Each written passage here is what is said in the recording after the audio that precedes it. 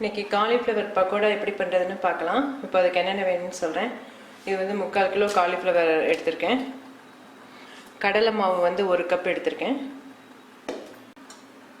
இது வந்து சோள மாவு 2 டேபிள் ஸ்பூன் அளவு எடுத்திருக்கேன். இது அரிசி மாவு 2 டேபிள் ஸ்பூன் அளவு எடுத்திருக்கேன். 1 டேபிள் ஸ்பூன் அளவு மிளகாத்தூள், உப்பு வேணுங்கிற அளவு. இது வந்து கரம் மசாலா தூள், இது வேணும்னா சேர்த்துக்கலாம், வேணாட்டி விட்டுறலாம். நான் 1/2 டீஸ்பூன் அளவு சேர்த்துருக்கேன். சீரகத்தூள் 1/2 டீஸ்பூன், மஞ்சள் தூள் வந்து 1/4 டீஸ்பூன் கொஞ்சம் குறைச்சி, இஞ்சி பூண்டு பேஸ்ட்டு 1 டீஸ்பூன். இது வந்து பச்சை மிளகாய் 2 கட் பண்ணி எடுத்திருக்கேன். மல்லி கொஞ்சம். நீங்கள் வந்து இஞ்சி பூண்டு பேஸ்ட் எடுக்கலைன்னு சொன்னால் இஞ்சியை மட்டும் கொஞ்சம் பொடியாக கட் பண்ணி வச்சுக்கோங்க. ஒரு 3/4 டீஸ்பூன் 1 டீஸ்பூன் அளவு இஞ்சியை பொடியாக கட் பண்ணி எடுத்துக்கோங்க. இப்போ வந்து முதல்ல இந்த காலிஃப்ளவரை வந்து சுடுதண்ணில் போட்டு நல்லா கழுவிக்கலாம். தண்ணி நல்லா கொதிக்க வச்சு அதில் 3 நிமிஷம் வச்சு வைங்க. காலிஃப்ளவர் காம்பு பெருசாக இருந்துச்சுன்னா இந்த மாதிரி லேஸாக ஸ்லிட் பண்ணி வச்சுக்கோங்க. இப்படி ஸ்லிட் பண்ணி வச்சுக்கிட்டிங்கன்னா ஈஸியாக ஃப்ரை ஆயிரும். இப்போ தண்ணி நல்லா கொதிக்குது. தண்ணியில் காலிஃப்ளவர் மூழ்கிற அளவுக்கு தண்ணி வச்சுக்கணும். அடுப்பை அமர்த்திடுங்க. அடுப்பை அமர்த்திட்டு 3 நிமிஷம் வச்சிங்கன்னா போதும். கொதிக்க வச்சிங்கன்னா வெந்து போயிடும்.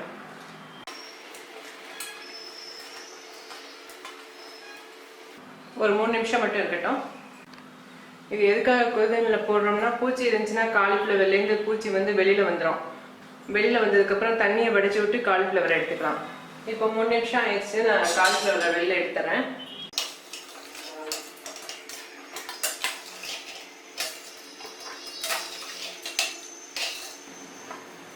இப்போ கடலை மாவோட மற்ற எல்லாத்தையும் சேர்க்கலாம். இது கார்ன்ஃப்ளவர் மாவு, அரிசி மாவு,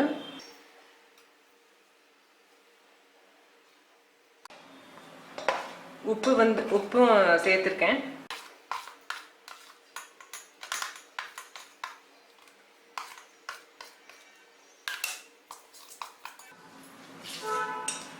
கொஞ்சமாக தண்ணி ஊற்றி நல்லா திக் பேஸ்ட்டாக கரைச்சிக்கோங்க.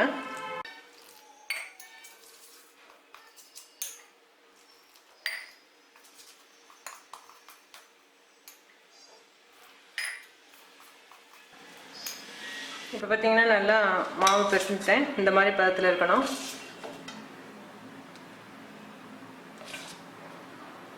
இந்த பதத்தில் இருக்கணும். இப்போ இந்த மாவு இதில் போட்டு நல்லா பிசறிக்கலாம். எல்லா காலிஃப்ளவர்லையும் படுற மாதிரி பிசறி வச்சுருங்க.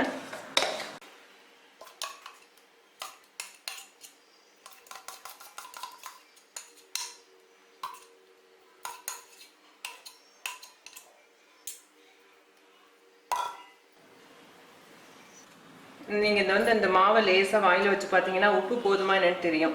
எனக்கு கொஞ்சம் உப்பு பத்தாத மாதிரி இருக்குது. நான் கொஞ்சம் போட்டுக்கிறேன்.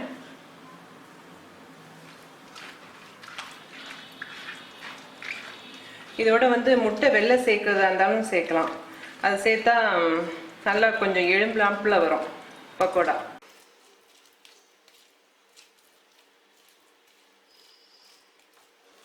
அப்படி முட்டை சேர்க்கறதா இருந்தால் 1 முட்டையோட வெள்ளை போதும். அந்த 1 முட்டையோட வெள்ளையை வந்து இந்த கடலை மாவுக்கு எல்லாத்தையும் மற்ற மசாலாலாம் சேர்த்து கரைச்சோம்ல, அது மாதிரி அந்த முட்டை வெள்ளையும் சேர்த்து போட்டு கரைச்சிடணும். இப்போ வந்து இது 1 மணி நேரம் ஊற வச்சுருங்க. இப்போ 1 மணி நேரம் ஊறட்டும். இப்போ 1 மணி நேரம் நல்லா ஊறிடுச்சு. இப்போ இதை வறுக்கலாம்.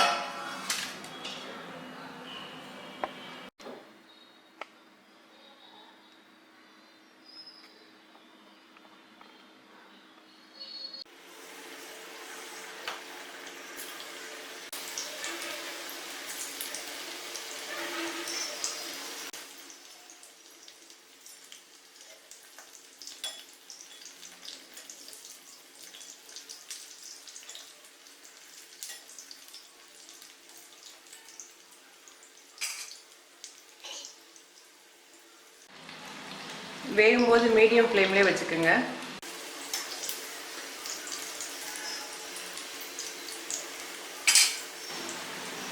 இப்போ இந்த மாதிரி நல்லா கலர் மாறி வந்தோடனே எடுத்துடலாம்.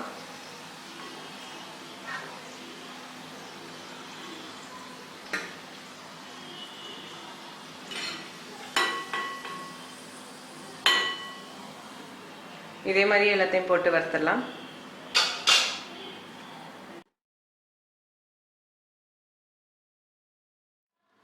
இப்போ காலிஃப்ளவர் பக்கோடா ரெடி ஆயிடுச்சு.